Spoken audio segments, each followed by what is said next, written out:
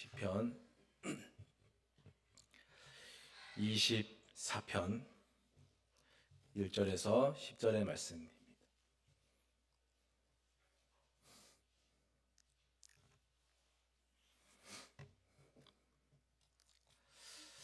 찾으셨으면 한 절씩 교독하도록 하겠습니다. 땅과 거기에 충만한 것과 세계와 그 가운데에 사는 자들은 다 여호와의 것이로다.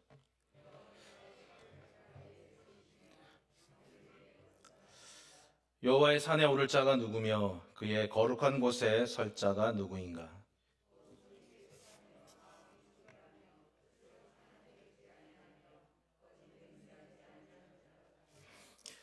그는 여호와께 복을 받고 구원의 하나님께 의를 얻으리니.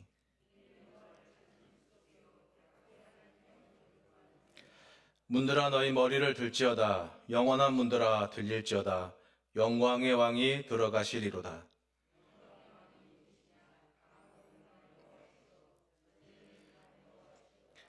문들아 너희 머리를 들지어다. 영원한 문들아 들릴지어다. 영광의 왕이 들어가시리로다. 만군의 여호와께서 곧 영광의 왕이시로다. 아멘.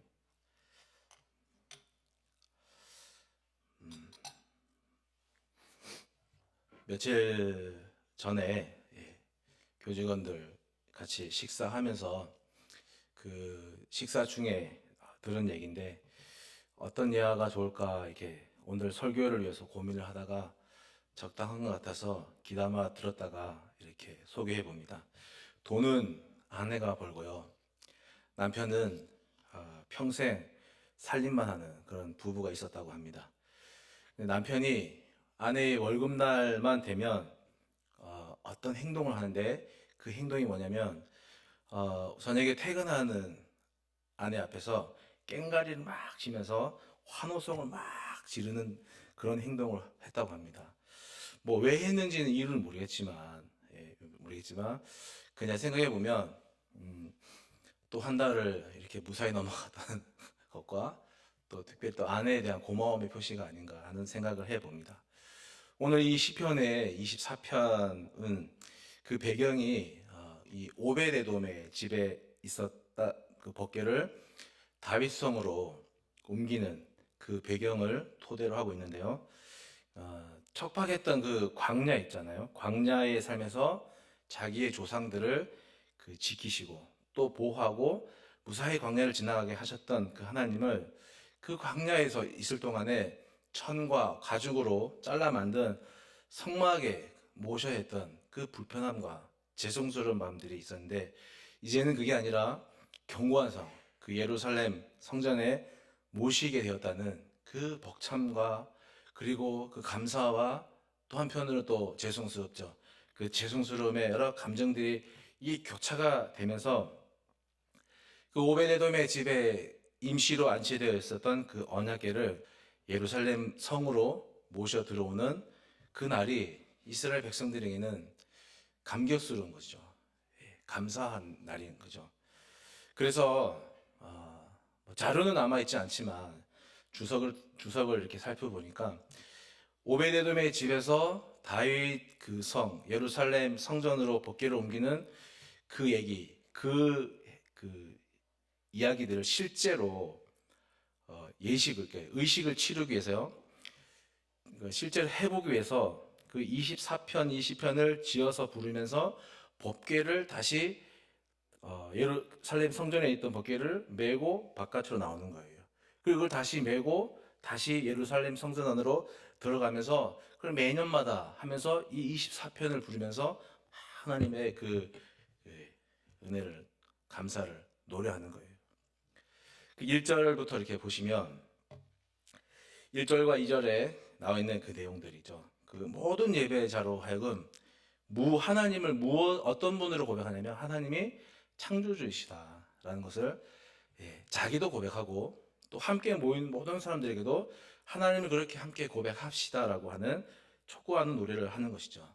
3절에서 6절에 이르는 이 말씀은 이제 이 법궤를 메고 성전으로 들어가면서 그 법궤를 맸던 그 순례자들이 거기 성전 안에 있던 그 제사장들과 함께 주고받는 거예요. 3절에 보면은 이런 거죠. 여호와의 산에 올 자가 누구며 그의 거룩한 곳에 설 자가 누구입니까? 이렇게 법궤를 맨 순례자들이 제사장들에게 묻는 거예요. 물으면 제사장들이 4절, 5절, 6절에 대답을 하는 거예요. 그렇게. 그리고 7절부터 10절까지 똑같은 형식이죠. 묻고 답하고 하는 형식인데 법궤를 맨 사람들이 막 법궤를 메고 성전을 향해 가면서 우리가 좀 전에 읽었던 7절과 9절처럼 문들아 너희 머리를 들을지어다 하면서 막 그 하나님의 법궤가 들어가지만 사실은 법궤가 아니라 그들의 마음속에는 하나님이 이제 이 성전을 향해서 들어가신다는 그 상징적인 모습을 가지고 막 힘차게 노래하는 거예요. 그래서 이 8절하고 10절에 보면 상반절이죠. 영광의 왕이 누구시냐 하는 이런 질문들을 성전에 있는 문지기들이 법궤를 맨 사람들을 향해서 질문을 던지는 거예요. 그러면은 법궤를 메고 가는 사람들이 뭐라고 대답하냐면 8절 후반절에 10절 후반절에 이렇게 대답하는 거죠. 강하고 능한 여호와시오, 전쟁에 능한 여호와시다 하면서 화답하며 이렇게 노래를 부르면서 그들이 그 옛날 오베데돔의 집에 있던 하나님의 법궤가 예루살렘 성전으로 옮겨가는 그 벅참과 감사의 노래를 매년마다 이렇게 노래하고 있는 거죠.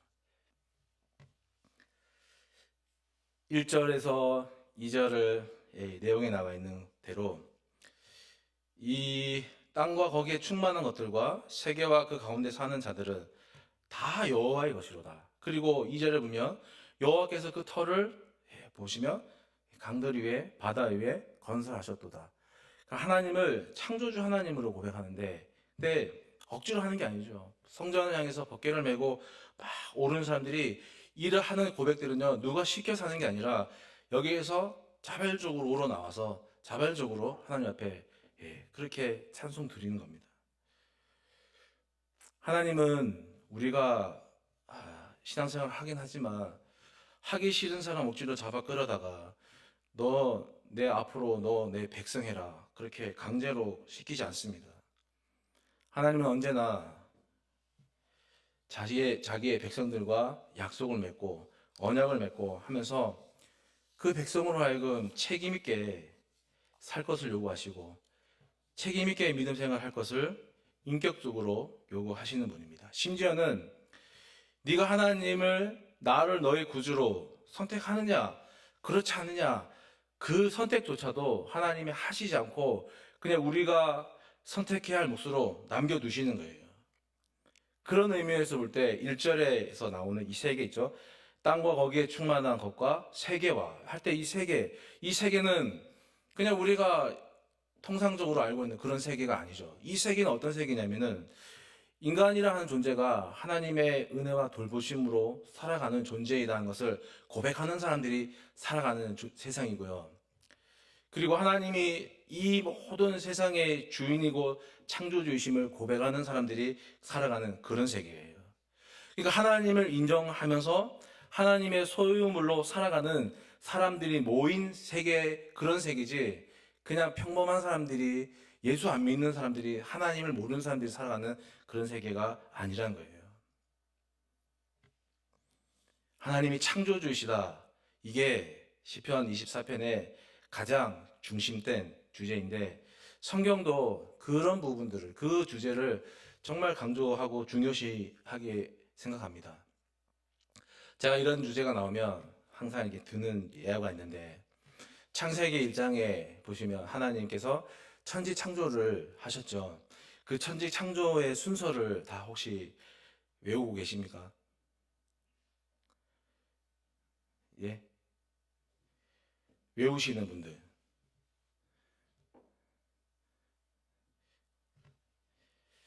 저도 못 외워서 적어 왔어요.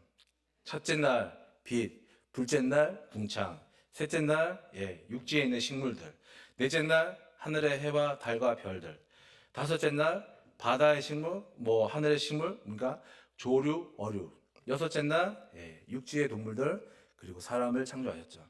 그런데 한 가지 제가 물어보겠습니다. 이 순서를 모르면 구원을 못 받나요? 창세기 1장에서부터 태초에 하나님이 천지를 창조하시니라라고 시작하는데 그 말이 진짜 하고자 하는 말이 뭘까요? 하나님이 이런 순서로 천지를 창조하셨다. 이런 얘기를 하려고 하는 걸까요? 아니면 하나님이 이 모든 것들을 창조하신 분이다. 그런 얘기를 하는 걸까요? 순서가 아니라 하나님은 이 모든 것들을 창조하신 분이다. 그 얘기를 하는 거잖아요. 근데 우리는 자꾸만 그런 걸 보면은 순서를 외우려고 그러고, 정말 봐야 할 것들은 못 보고, 안 봐도 되는 부분들 가지고, 뭐, 틀렸니 많이, 심지어 이걸 가지고, 뭐, 어디 어른이 되어 가서 순서들 안 쓰면 틀렸다 이러고, 그렇게 하고 있어요, 우리가. 자주 우리의 주인이 누구인가에 대해서 우리는 자꾸만 망각하고 사는 것 같습니다.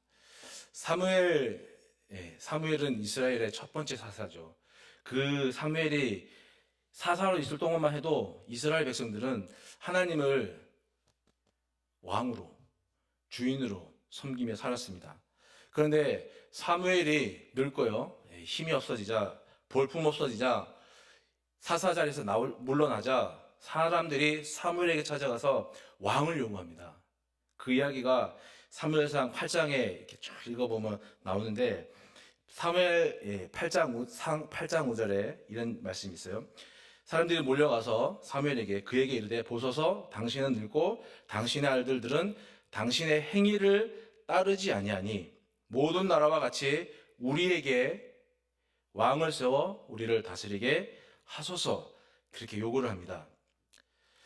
아마도 이스라엘 이 백성들이 가나안 전쟁을 쭉 정복 전쟁을 하면서 땅을 차지하는 그 과정에서 상대편 나라에, 자기 적군의 나라에 막 빛나는 갑옷을 입고 멋진 마을 위에 딱 앉아가지고 칼을 휘두르면서 돌격 앞으로 막 전쟁을 지휘하는 멋진 왕을 아마 봤을 거라고 생각합니다. 그런데 사무엘이 늙자 이제 사무엘은 볼품없거든요. 그 아들들은 마음에 안 들거든요. 그러니까 왕을 요구하는 거예요.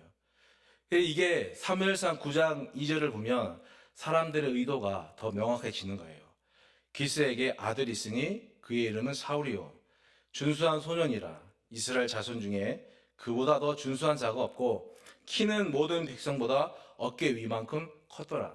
이게 지금 사람들이 사울을 요구하는 게 아니라 그들이 상대방 나라에서 봤던 왕의 모습을 보고 우리도 저런 사람을 우리의 왕으로 섬기고 싶다. 우리의 왕으로 가지고 싶다. 그런 말이거든요. 그런데 여기에 진짜 영적 메시지가 있는 거예요. 여기에 진짜 하나님이 하시고자 하는 메시지가 있는 거예요. 그게 뭐냐면 너희는 용모가 뛰어난 그런 왕만 보이고 내가 너희의 왕이란 사실은 왜 잊고 사느냐 그런 얘기죠. 점점 사람들이 망가져 가는 거예요. 주인이 누구인지를 잊어버리니까 엉뚱한 게 보이면서 우리도 저 전에 싸워봤던 저 나라의 왕처럼 저렇게 멋진 사람이 우리의 왕이었으면 좋겠다. 이런 생각을 가지기 시작하는 거예요. 망조가 들어가는 거죠. 하나님이 주인됨을 잊어버리면 어떤 것도 신앙에 있어서 그 어떤 것도 온전하지 못하고 변질되기 십상인 것이죠. 저는 개인적으로요, 그 여러 목회 현장을 경험하면서 또 제 동기들의 교회 상황들을 이리저리 이제 들으면서요, 세례를 쉽게 주면 교회도 망가지고 교인들도 망가진다 하는 이야기를 적잖이 듣고 또 보고 그렇게 살아왔습니다. 세례라고 하는 것이 우리가 하나님의 자녀로 인정받아서 또 하나님의 자녀로 다시 태어나는 그런 거룩하고 중요한 예식 아니겠습니까? 여러분들 그런 세례를 소중하게 생각하고 계십니까? 생각하세요?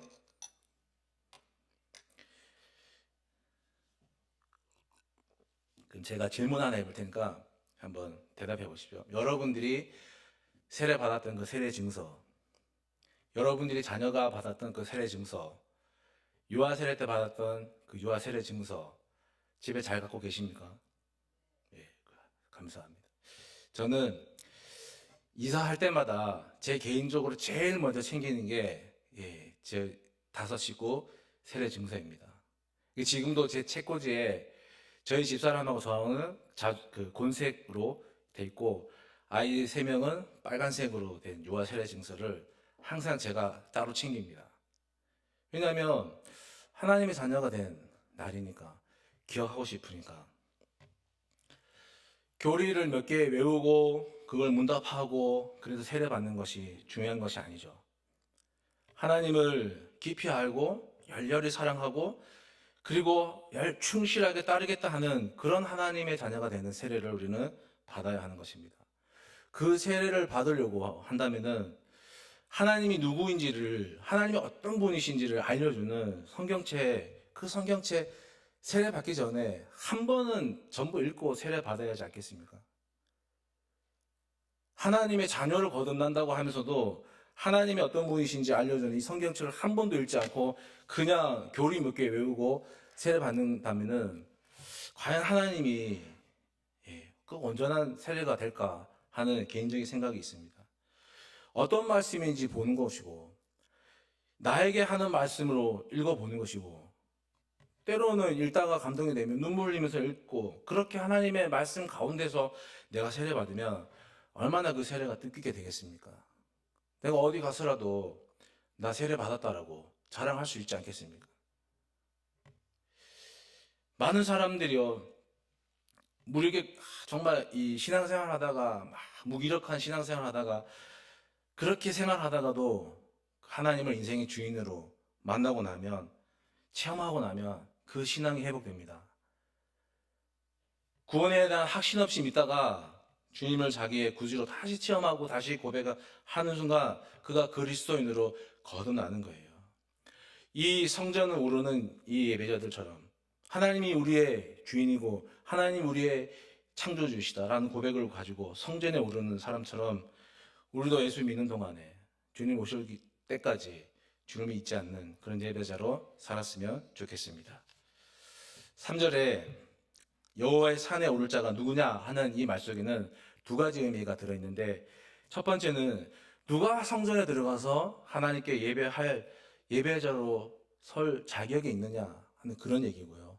두 번째는 성전에 예배 드리러 올라가는 것처럼 거기 3절에 보면 오른다 하는 그 뜻이잖아요. 그 성전에 예배 드리러 계단을 밟고 오르는 그런 것처럼 예배자에게는 영적 성숙의 성장이 있어야 된다 하는 그런 해석이 있는 거예요.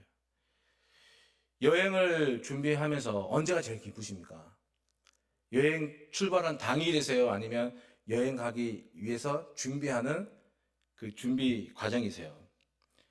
다 즐겁지만 그래도 여행이 설레는 것은 준비하는 그 시간이 더 즐거운 법 아니겠습니까? 그리스도인들에게 있어서 영적 성숙이라 하는 것은 우리가 예배 드리는 것도 포함되고요. 또 한편은 그 예배를 드리기 위해서 준비하는 과정, 거기에서부터 우리의 영적 성숙이 시작되는 거예요. 주일날 될 수 있으면 여러분들 옷장에서요, 제일 멋지고 제일 예쁜 옷 입고 오십시오. 추리한 옷 입지 말고, 그래도 옷장 안에 들어있는 것 중에서 뭐 새로 사라는 얘기 아닙니다. 절대 오해하지 마시고요. 옷장 안에 들어있는 것 중에서 제일 멋지고 제일 예쁜 옷 입고 그렇게 하나님 만나러 오십시오. 그게 아무것도 아닌 게 아니라 사실은 보물이 있는 곳에 네 마음이 있다는 예수님 말씀처럼 내가 하나님 만나러 가는 예배를 소중하게 생각한다 하면은 내가 나를 치장하는 거예요. 좋은 곳으로 입는 거예요. 내가 하나님께 보이려고 가는 거예요. 그렇게 입고 왔는데 다른 사람들이 뭐라 하더라도 상관없어요. 왜? 내가 하나님 만나는 시간이 소중하기 때문에 내가 나를 치장하고 왔기 때문에 그거면 되는 것이죠. 이미 예배를 준비하는 단계에서부터 우리의 마음이 하나님을 향해 있는 것이고 거기서부터 우리의 영적 성숙이 조금씩 출발하는 겁니다. 중학교 때 어머니가 주일 예배 가신다고 준비한다고 머리를 막 감고 드라이하고 그리고 마지막에 그 당시에 뭘 하냐면은 이 스프레이를 뿌리잖아요. 그래서 머리를 고정하잖아요. 그래서 저도 교회 가려고 준비하고 있는데 어머니가 야 이게 고정이 안 된다. 이게 냄새는 좋은데 왜 고정이 안 되냐 보니까 스프레이가 아니라 에프킬라를 뿌리고 계시더라고요. 그래도요 그 어머니 기도 덕분에 저와 제 막내 동생 둘이 지금 하나님 앞에 열심히 목사로 살고 있습니다. 예배를 준비하는 과정에서부터 우리의 영적 성숙이 시작되는 것이죠. 그 준비하는 마음을 가지고 예배당에 와서 내가 지켜야 할 자리에 앉아서 하나님 앞에 예배 드리는 것이 우리 영적 성숙의 시작이고 과정이 아닌가 생각합니다. 주일날 제일 예쁜 옷 입고 오십시오. 여러분이 보시기에 이거 진짜 내가 예쁘다는 거 입고 와서 하나님 앞에 여러분 보이십시오. 그리고 기왕 그렇게 하는 거 지각하는 습관도 고치면 금상첨화가 되지 않을까 생각을 합니다. 4절은 성전에서 하나님 앞에 선 자가 어떠한 모습을 가져야 되냐 그런 얘기를 하는 거거든요. 보시면 손이 깨끗하다 하는 이 말은 남에게 해를 끼치지 않는 거예요. 그냥 공동체에 덕을 끼치는 거예요. 그런 윤리적인 삶을 내 스스로가 열심히 사는 거예요.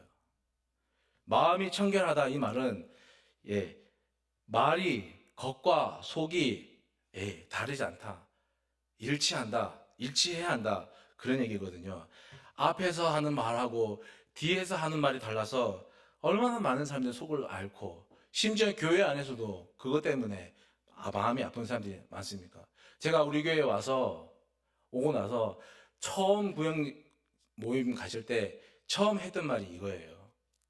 저는 체면도 안 차리고 눈치 보는 것도 싫고 특히 앞에서 하는 말하고 뒤에서 하는 말하고 틀린 거 제일 싫어하니까 하기 껄끄럽더라도 제 앞에서 있는 그대로 해달라고 부탁을 했는데 부탁을 잘 들어주셔서 감사를 드립니다.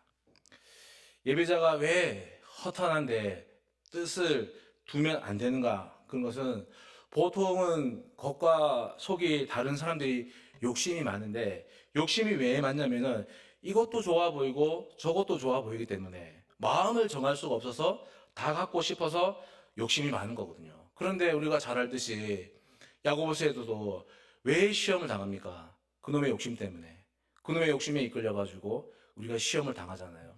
그러니까 우리가 허탄한데 마음을 두지 않아야 하는 이유는 그 마음에 이끌려, 그 욕심에 이끌려 우리가 당하지 않아도 될 시험을 당하기 때문에 우리의 마음을 허탄한 데 둘 것이 아니라 집중해서 흩어져 있는 마음들을 모아서 하나님 앞에 집중할 필요가 있는 것이죠. 예배자는 또 4절에 보면은 네 번째로요. 거짓 맹세하면 안 되는 사람입니다. 부탁드리기는 더 이상 이렇게 생각했으면 좋겠습니다. 더 이상 말 때문에 말로 공동체나 사람에게 상처를 입힌 것을 그냥 내가 단순하게 내가 말 실수했구나 이렇게 생각 안 했으면 좋겠습니다. 단순히 그렇게 생각하는 것이 아니라 그 말 속에 더 무서운 게 있는데 그게 뭐냐면 하나님을 두려워하지 않는 마음이 내 안에 있다 이렇게 생각했으면 좋겠어요.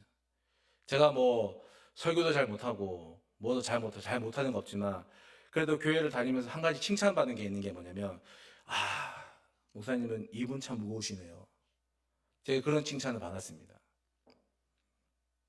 어떤 교회는 떠나오는데 어떤 집사님 한 분이 목사님한테 큰 감동을 받았다고 또 설교 잘했다고 할까봐 기대를 하는데 아니요. 목사님 참 입이 무거워서 참 좋은 것 같습니다. 입을 좀 무겁게 하고 안 해도 될 말은 굳이 안 해도 될 말은 안 해도 되고 내가 이 단순하게 말 실수했구나가 아니라 이 말 실수 속에는 내가 이런 말을 뱉어도 내가 어떻게 되겠어? 하나님을 만으로 여기는 악함이 나 안에 있다라고 생각한다 그러면 우리는 감히 누군가에게 말로 아픔을 던지거나 말로 찌르지 않게 될 것입니다. 그 가시 놓친 말이 언젠가는 내가 뱉은 그대로 부메랑 돼갖고 나한테 꽂히는 거예요. 말이 주워 담기도 힘든데 말을 조심하는 예배자로 우리가 살았으면 좋겠습니다. 우리 흔히들 믿음이 좋으면 복을 받는다 그렇게 생각하는데 5절 말씀을 같이 한번 읽어볼까요? 그는 여호와께 복을 받고 구원의 하나님께 의를 얻는다 하는데 5절에 보니까 복을 받는 게 4절의 사람이 복을 받는 거예요. 4절처럼 살아간 사람이 예배자가 복을 받는다 하는 그런 말이거든요. 그럼 4절이 아까 방금 봤던 게 어떤 사람입니까? 손이 깨끗하고 마음이 청결하고 그리고 뜻을 허탄한 데 두지 않고 그 다음에 거짓 맹세하지 않는 것. 이게 어떻게 보면은 신앙적인 영적인 부분이다 이렇게 말할 수 있지만 여기에 영적인 부분뿐만 아니라 뭐가 있냐면 도덕적인 부분도 있는 거예요. 그러니까 우리가 하나님을 믿으면 우리의 영적인 부분도 개선돼야 되지만 또 뭐가 또 함께 개선돼야 됩니까? 도덕적인 삶이 개선되지 않으면 우리는 안 되는 거예요. 물론 하나님이 우리에게 너 도덕적으로 완벽해라, 완전해져라 이런 것을 요구하시지는 않겠지만 그러나 최소한 누군가에게 남에게 해를 주지 않고 남에게 아픔을 주지 않고 공동체에 덕을 끼치며 그렇게 우리가 살아간다 한다면은 하나님을 경외하는 마음들이 우리 속에서 일어날 것이고 그리고 공동체와 이웃에 대한 바른 관계들이 다시 재정립될 것이고 그러한 복을 하나님께서 우리에게 주시지 않겠습니까? 우리는 복을 자꾸만 현세적으로 영적으로만 해석하는데 복이란 것이 꼭 그렇게 손에 잡을 수 없는 복의 개념만 있는 것이 아니라 내가 당장 누군가에게 관계가 개선되는 거. 여러분 그걸 보십시오.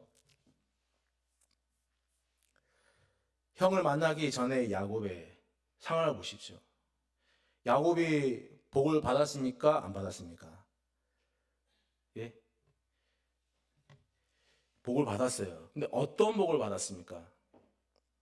저는 그 본문을 이렇게 묵상을 하면서 그렇구나라고 깨닫는 부분이 하나 있는 게 뭐냐면 만약에 그 형을 만나기 이전에 야곱이 그날 밤에 하나님의 사자와 씨름하면서 다리를 다치지 않았다 그러면 다리를 다치지 않았다고 한다면 그 다음날 형을 만날 수 있었을까?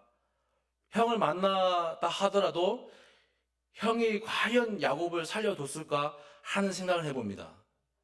여러분들 한번 생각해 보십시오.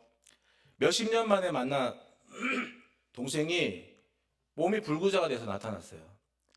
그럼 어떠한 형이건 어떠한 동생인 간에 용서가 될까요? 안 될까요? 물론 야곱이 저를 살려주십시오라고 밤새 하나님하고 씨름해갖고 그렇게 약속을 얻어냈지만 눈에 보이는 하나님의 복은 뭐냐면 다 요셉이 불구가 된 거예요. 그 불구가 된 모습을 그 다음날 야곱이 이제는 자기가 형한테 갈 수 있는 용기를 얻은 거죠. 하나님께 그렇게 약속을 받았으니까. 야곱의 입장에서는 그렇게 간 거예요. 그런데 에서의 입장에서 야곱을 볼 때는 몇십 년 만에 집 나갔던 놈이 온전하게 돌아온 것이 아니라 불구가 돼서 온 거예요. 속에 들끓는 마음들은 여전히 막 요동치는데 그 불구가 된 동생을 어떻게 두 번 죽입니까? 하나님은 그런 식으로 우리가 하나님 앞에 살아갈 때 그렇게 우리에게 눈에 보이고 손에 만질 수 있는 복을 주시는 것이죠. 우리가 손이 청결하고 깨끗하고 마음이 청결하고 뜻을 허탄한데 두지 않고 거짓 맹세하지 않는 예배자로 살아갈 때 하나님 우리에게 우리가 보고 만지고 느낄 수 있는 복을 주시지 않겠습니까? 저는 우리가 그런 예배자로 살아갔으면 좋겠습니다. 야, 너 나만 그렇게 살지 말고 여기 지금 오베데돔에 있던 하나님의 법궤를 다윗 예루살렘 성전을 옮기는 이걸 보는 모든 너희들아, 너희도 이렇게 살아가라 하고 촉구하는 것처럼 나도 그렇게 살지만 다른 누군가에도 그렇게 살아가도록 촉구하는 함께 살자라고 얘기할 수 있는 그런 예배자로 우리가 살아갔으면 좋겠습니다. 예배자가 예배 드리는 목적은 딱 하나죠. 그건 뭐냐면 하나님을 찾고 하나님을 만나기 위해서입니다. 6절에 나와 있는 것처럼 여호와를 찾고 여호와를 찾는다, 여호와의 얼굴을 구한다. 그러기 위해서 우리는 하나님 앞에 예배드리고 예배자로 살아가는 것입니다. 진정한 예배자는 하나님께 기도로 자기의 필요를 구하고 하나님의 자비로움과 하나님의 긍휼하심 같은 그 하나님의 성품을 닮아가고자 하나님의 얼굴을 구하는 거예요. 이 얼굴이라는 표현은 뭐냐면은 히브리 개념으로는요, 신체 이렇게 전체적인 것, 신체의 전체를 대표하는 것을 대표해서 얼굴이라는데 또 다른 의미가 있는데 그게 뭐냐면 그 사람의 성품이나 인격을 얼굴로 표현하는 거예요.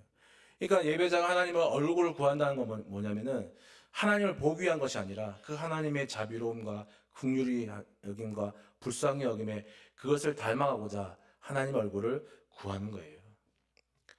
어떤 한 여인이 꿈을 꿨습니다. 꿈속에서 가게에 들어갔는데 그 가게 주인이 하나님이셨습니다. 깜짝 놀라고 반갑기도 해서 하나님 여기 왜 계시냐고 물었더니 하나님이 이렇게 대답하십니다. 네가 원하는 모든 것을 팔려고 내가 여기에 기다리고 있었다. 이렇게 대답하니까 그 여인이 잘됐다 싶으면서 뭘 사지 한참 생각하다가 하나님 저는 사랑을 주시고 지혜를 주시고 자유를 주시고 믿음을 주시고 소망을 사고 싶습니다 하니까 하나님이 잠시 이렇게 있다가 미소를 짓더니 이렇게 얘기하십니다. 네가 뭔가를 잘못 생각해도 한참 잘못 생각하고 있구나. 아니 하나님 무슨 말씀이십니까? 라고 여인이 다시 물으니까 나는 열매는 팔지 않는다. 나는 씨앗만 판다. 이렇게 대답하시는 거예요. 우리가 예배자로 살아가기 위해서 이미 구축되어 있는 것들을 받으면 얼마나 좋겠습니까? 그러나 하나님은 열매를 팔지 않고 씨앗을 파십니다. 우리가 그 삶을 주님 오실 때까지 열심히 살아가도록 하도록 하는 그 씨앗을 우리에게 파시는 거예요. 그 씨앗을 열심히 심고 열매 되게까지 기르는 책임은 전적으로 우리에게 있는 것입니다.